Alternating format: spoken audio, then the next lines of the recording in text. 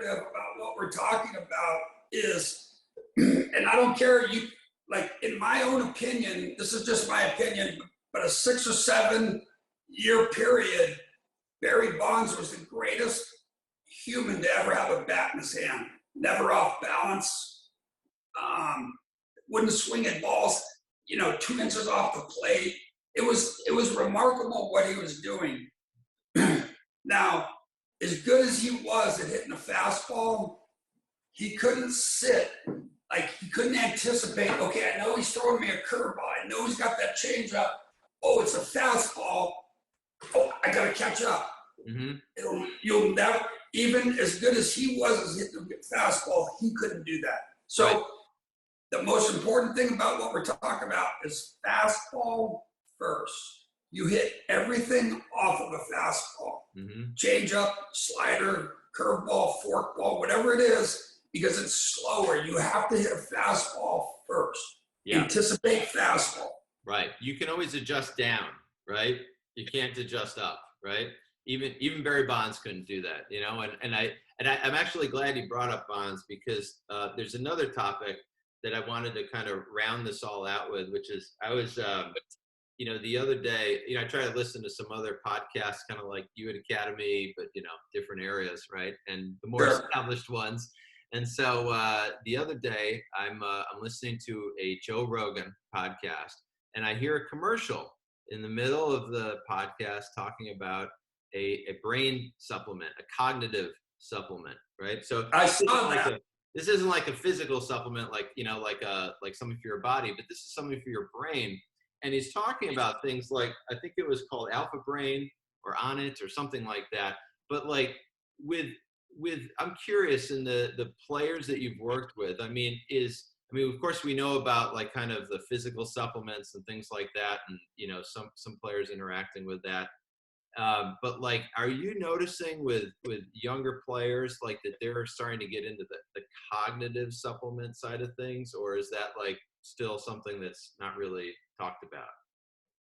I don't think it's really talked about too much. Okay.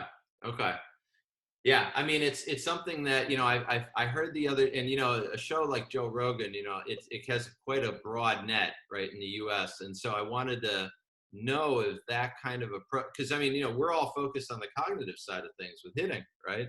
It's the vision, it's the cognitive side of things, but like this idea of being able to take a supplement to something like that to help cognitive function.